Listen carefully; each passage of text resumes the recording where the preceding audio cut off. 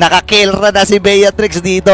At yung joy na talagang ginagamit na ni King Kong way back ng mga season 11 pa. Imagine mo yun Predrin, Akay, tsaka Barats yung meta nun, pero nagjo-joy itong si King Kong. Let's see kung paano sasalubungin nito ng Team Liquid Indonesia. Kasi parang hindi na nagbibiro ang Fnatic Onyx Philippines. Diyan na sumikat si King Kong during his days in TNC Pro Team. Dito natin nakilala si King Kong with the joy gameplay at partida, no? Hindi pa yun yung joy na katulad ngayon na napakabilis talaga ng burst damage. Kaya naman makikita natin mamaya, no, the moment na magsimula ang mid-game power spike ay asahan uli natin na around the 6-7 minute mark ay pwedeng biglain ulit ito ng Onyx. Ito yung gusto ko sa Fnatic Onyx Philippines, nakikipagsabayan sila doon sa brawl meta na ihinahatid dito ng Team Liquid. And si Bruce naramdaman yung damage din ng Team Liquid dito. Kumbaga talagang napakatapang din ng Fnatic Onyx Philippines. Papalagan talaga nila, pero mukhang mapapa-flicker dito si Fabian, half HP. Okay. At napakasakit dito nila, Super Friends! First blood gagan mula sa Fnatic Onyx. At ang nalatagan doon, walang iba kundi si Fabian. Ayan na, nabigyan na ng first blood dito Team Liquid ID. Maagang bulagaan para dito sa Team Liquid ID. Yun na ngayon And talagang gulatan at bulagan itong ating masasaksihan kasi si Kirk, kumbaga nakikita natin yung bilis at aksyon na ipinapamalas ng isang edit. Nabanggit ni Midnight kanina na ito yung winningest hero ni Kirk di ba? Ito yung regular season pala ng MPL ay naging kamandag na talaga, pero si Brusco ata ang sunod na bibigyan. And that's Team Liquid ID na makakakuha ng kill back. At saktong-sakto, ay pwede agad silang pumasok sa loob ng jungle ng Fnatic Onyx Philippines. Hindi rin pwedeng basta-bastahin itong early game ng Team Liquid ID dahil kung tatandaan natin, doble-doble pa ang kanilang paraan para pumunta sa mga iba't ibang lugar. At yung forbidden BMI ay pwede rin nilang gawin with the Louis and the Claude. Oo nga, ilang beses na natin nakita yan na pinapagana ng mga PH players. Pero ngayon, sino makakakuha at gagana doon sa unang pag-go ng laban ng King Kong dito rin. Nakapit yung precious shot. Wow! Makakuha ng unang pag-go ng laban rin habang mamatay. Courtesy of Kirk. Widdy. Pasok din si Brusco dito and si Widdy tinitibayan nila ang kanyang sarili. Pero hindi niya kakayanin yung mga kidlat ni Kirk. Napakasakit na agad ni King Kong in this game. Nakita mo yung angulo niya, ginamit niya yung green cap, tapos naglayonin Crystal, rekta doon sa third dash niya with the electrifying beats plus the retribution combo. Napakaganda nung ginagawa ng Fnatic Onyx Philippines ngayon. Parang kalkulado nila yung aggression na nilalabas nila in this game. And for Team Liquid ID, mukhang binulaga talaga sila. 2K agad yung gold lead dito ng Team Liquid. Ayun na nga, Fnatic. Okay, may bulagaan din na ginagawa dito ng Fnatic Onyx Philippines. Tatawid-tawid ito si King Kong. Level 7 na siya dito, by the way, habang level 5 pa lang itong si Fabian. Nakita na natin ito maraming beses na. Para bang may hinahabol itong si King Kong na bago mag 10 minutes, dapat level 15. Wow! Look at that! Naiwasan ni Kirk yung plano dito na Liquid. Kung kanina maaga sila sa party, ito hindi pa nagsisimula, umuwi na sila. Umuwi na! Hindi ata naabisuhan. Hindi talaga naabisuhan, men. At si Widdy, matapos niyang iimbita ang lahat, mukhang lahat inimbita niya papunta sa kamatayan. Pero kamunti ka na si King Kong doon, par. Okay, may 1v1 din na nagaganap. Ito na yung inaantay ni Aaron Shiki. 1v1 na daw kayo. Diversion play. Doon sa may matalikuran! Super Prince! With that super play, ladies and gentlemen, wala halos nakapansin. Tol, ako lang sobrang bastos ng ginawa ni Super Prince. Oh my gosh. Ninakaw niya yung diversion para patayin doon sa may bandang likod, tas nirekolam pa niya pagkatapos. Parang si Allen Iverson yung ng crossover ng tatlo. Kinrossoveran, parang ano pa nga pinalusot pa nga sa ilalim. Sa ilalim, men. Sa pagitan ng mga hita, men. Ibang klase ang pinapamalas talaga. Alam mo, hindi naman tatawagin Monster Mage yan kung wala-wala lang Ginising ang diwa ng buong Pilipinas doon. Wow. Pero mo hindi siya yung may hawak ng diversion, pero siya yung umuna sa diversion play. Buena manong aksyon para sa Fnatic Onyx Philippines. By the way, 5-1 na ang ating score in favor of the Super Family.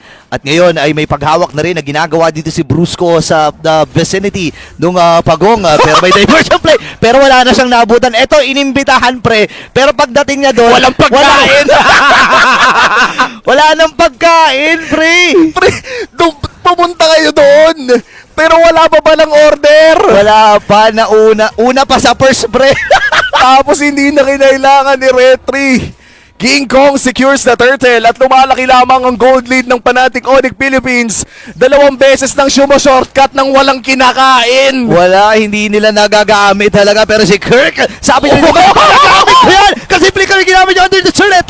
And si King Kong makakuha nun, sabay ito na yung mga recall. Tumitipin na eh. Oh Ayan my. na. At mukhang nararamdaman na nga ng Fnatic Onyx Philippines with a no mercy line ng King Kong 2v1. Pero mukhang makakalamang pa ata siya. Fabian, isang dash ka na lang. Okay, sabi nga sa mga Pilipino movies, sige na, makakatakas ka na. Oo, Ginanon pinapatakas lang- kita pero hindi ikaw. Number 1 na yan sa 7 utang pa sa'yo. Oh my gosh, nanggigigil na talaga si Kel Rito. Sabi niya hindi niya nalaro yung gusto niyang laro ng game number 3 at ito na ang kanyang pagbawi. At isa din to sa mga rason, itong Beatrix na to kung bakit siya yan. binansagang the gold standard dahil ito yung nag-standout talaga siya eh. Oo, talagang ito rin yung nagbigay sa kanya ng napakadaming napakadaming savage dito sa loob ng ating liga. Kaya naman masasabi natin na talagang comfort pick dito ni Kelra ang isang Beatrix na tandaan natin, isa rin sa mga ginagamit ng iba pa nating Philippine representatives dito sa MS Series.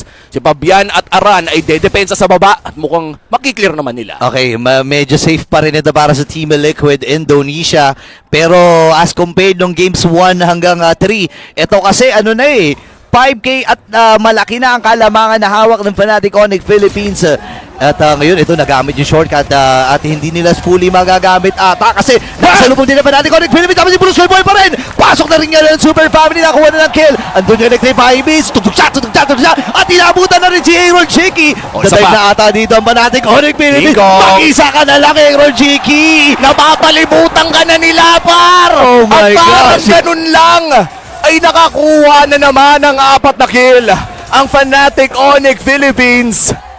Kakaibang galaw mula dito sa FNOP. Oh my gosh, eto na, nagising na ang gigil ng mga Sonics.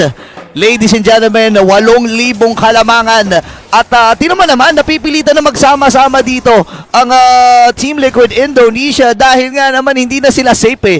Hindi na sila safe sa bawat damuhan na kanilang inaapakan dito. Imagine mo, mas nagagamit pa ni Super Prince yung diversion kaysa sa kanila eh. Kaya nga, tapos si Weedy tuwing shortcut, either walang makakain o sila mismo yung pagkain. Oh my gosh, parang nagiging trap pack. Imaginein mo yung portal. Ito kasi para sa hindi nakakaalam, di ba? Yung ulti dito ni Chip, pati yung portal, pwede rin kasing daanan niya ng Fnatic Onyx. Sadyang mauuna lang yung Team Liquid ID, pero may susunod. At pwede pang sumunod si King Kong. Yung ginagawa ni King Kong par, nag-uulti na siya. Pagkalabas niya, may jambong beats agad, may electrifying beats agad, tol. Di ba mabilisan talaga? And nakita nga natin si Aaron Shiki, pinadala siya, diversion siya dun sa may bandang itaas. Pero natunugan kagad ng Fnatic Onyx Philippines, so nag-BMI out siya. At nakaabang dito ang Fnatic ha. Ako, at gustong-gusto ng bumalik. King Kong pumasok sa 3! Pumasok na nga kagad pero buhay pa rin naman siya dito, Super Prince.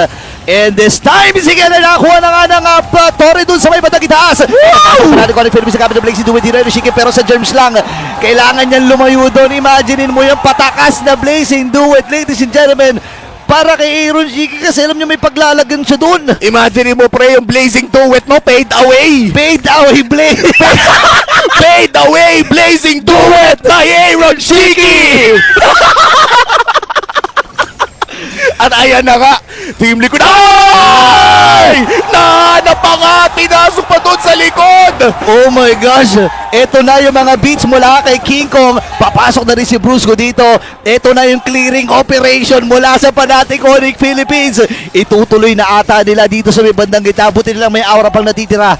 At ngayon, buhay na rin yung Lord at pwede mag-transition dito ang Fnatic. Kalma muna para sa Fnatic Onyx Philippines. Muntok naman na yung mga blessings dito sa loob ng base ng Team Liquid ID. Kalma lang at makaka-lord ng libre dahil hindi rin makakapasok dito ang Team Liquid ID. That's the first lord of the game. Diversion, ikakasa. At si Aaron Shiki ang pinadala. Pero forbidden BMI practice lang. Testing lang. Medyo matapang din talaga to si Aaron Shiki. Ngayon nakakatatlo na. Meron pang 4 na natitira na death na pwedeng kunin dito ni Kera. At naka-ready na rin ang Fnatic Onyx Philippines. Sakit, oh. At mukhang yan na nga yung push na hinahanap nila. Aray! Baroy ko. Grabe binaba. Min, si Killra, tignan mo para siya naglalaro nung sa perya. Oo nga, Yung no? mga baril-baril lang. Yung mga ducks. Yung mga Ducks, ginawang sisiw yung Team Liquid ID. Naku, ginagawang si... Ayan o, tila mo naman. Grabe na to, pero mukhang ang Lord ay hinihintay na Conceal. laban ng Fnatic Onyx. Conceal kay Brusco, magseset nga ba nga siya. At mukhang mapaparaging Sandstorm na fade away din. Pero okay lang dahil papasok din si King Kong. May tore na dito sa mid lane. Meron pang Lord sa top. At pwede nilang i-cap yung bottom lane. Ayun na nga, no, kukunin na nga kagad dito ni King Kong. Hinahawakan lamang niya.